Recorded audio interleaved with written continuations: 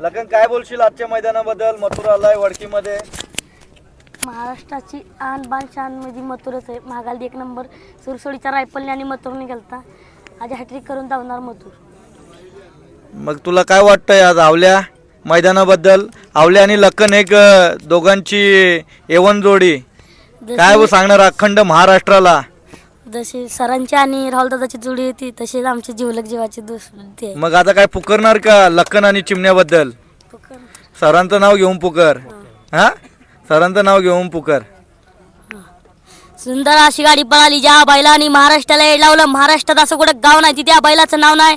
अनुकरण रणजित लिंबाळकर सरांचा या ठिकाणी काहीच पळालं. मथुर पळाला आणि त्याच्या जोडीला पळाला चिमण्या पळाला. सुंदर अशी गाडी हाणली शाकीर ड्रायव्हरनी. छोटू ड्रायव्हरनी. छोटू ड्रायव्हरनी. आवल्या बोल. आवल्या काय बोलशील आजच्या मैदानाबद्दल? प्रत्येक मैदानात तू येत राहतो आणि सगळ्यात आधी मला भेटत राहतो. नाही काय बैल जीवा बैल आहे आपलाच बैल आहे. हा, तुकडा आहे. कालदाचा तुकडा आहे. मग तू मुंबईला येशील का? हा, रामश्याम जोडी मुंबईला येणार खिडकाळी मैदानला. हा, मग मुंबईला येऊन काय करणार तुम्ही? नियोजन करणार का मला त्रास देणार? आता काय सांगाल, आत्ताच आपला सर्जा गटपास झालेला आहे, कसं नियोजन ठरलेलं आजचं? नियोजन ते शुभमनीत केलं होतं वासराचं. ते खेड शिवापूरचे आपले घरचेच पोर आहेत. त्यांचा भारत पळाला आपल्या सर्जासोबत आणि गटपास झाला मोठ्या फरकाने. जी नवीन खरेदी आहे त्याविषयी काय सांगाल? म्हणजे प्रेक्षकांना तो राहत नाही मथुर विना, गोट्यामध्ये आमरत बसतो म्हणून त्याला सोबत घेऊन आलो तर मग तो पहिरा पण करून टाकला. मग योगाने गटपास पण झाला. दादा काय सांगाल, आपले मुंबईचे बिंजोडचे ड्रायव्हर आणि इकडे घाटावरचे ड्रायव्हर म्हणजे थोडस तुम्हाला कुठंतरी ऍडजस्टमेंट करायला लागते का काय? अशाबद्दल ड्रायव्हरांबद्दल म्हणजे इकडे काहीच नाही. घाटावरती आल्यानंतर घाटावरचे ड्रायव्हर असतात म्हणजे खास म्हणजे असं मुंबईवरनं एखादा ड्रायव्हर नाही, असं काहीच नाही. आणि जे आत्ता जे आपले मथुरनं जे चिमण्या पळली त्या गाडीविषयी काय सांगाल? म्हणजे प्रेक्षकांची पण एक इच्छा होती की गाडी पळावी, ती खूप दिवसापासून इच्छा होती. प्रेक्षकांची पण इच्छा होती आणि दोन्ही मालकांची पण इच्छा होती. गेल्या काही महिन्यापासून शाकीरबाई फोन करायचे दोघे पण का दादा आपण पळवायचा मथुर आणि चिमण्या, पण योग जुळून नव्हते. मथुर पण आजारी असल्यामुळे 2-3 वेळेला ते हुकला आमच्याकडनं.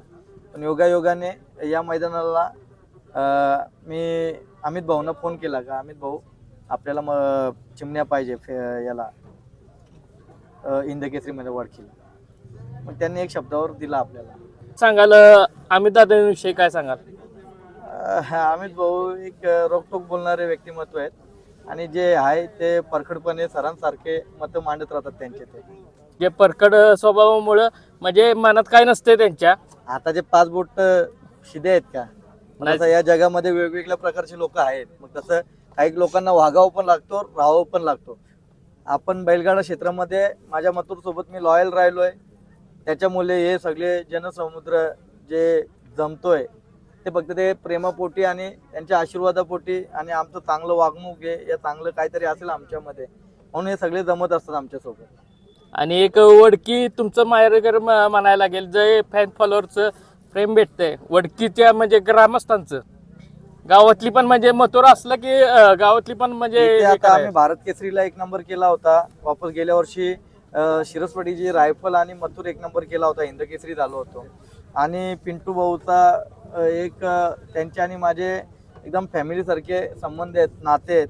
त्या नात्याच्या आग्रहाने मथुर त्यांच्या घरी आम्ही उतरवत राहतो, कारण की ते एक कुटुंबातील एक सदस्य आहेत आमच्या. त्याच्यामुळे या वडकीमध्ये एक बरोबर बोलले तुम्ही का तुमचं माहेरघर आहे म्हणून. मैदानाविषयी अजून काय सांगाल? हे मैदान असं आहे ज्याला पळायचं त्यांनी पळा. त्यांच्या रूलनुसार ते हे वडकीकर आहेत. ते त्यांच्या रूल्सनुसार जी 35 वर्षाची परंपरा आहे त्या परंपरेच्या माध्यमातूनच हा मैदान होत राहतो. मग जो मैदान चालू झाला ते कुठे थांबवत नाही.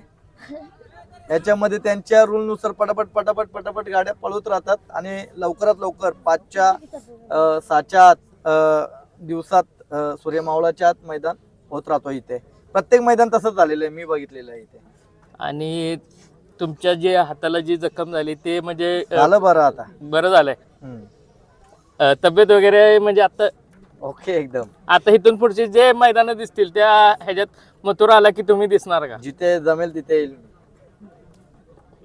भैया काय सांगाल आज मथुर आणि सर्जा दोघे पण गटपास झालेले आहेत? हो, दोन्ही पण गटपात झाले, दोन्ही पण गाड्या चांगल्या पळाल्यात आणि सर्वात महत्त्वाचं म्हणजे मराठातलं हिंद केसरी मैदान असते वडकीचं आणि यानंतर पुष्याचं मैदान असते. मागच्या वर्षी पण आपण 1 नंबर केला शिरसोडच्या रायपूरमध्ये.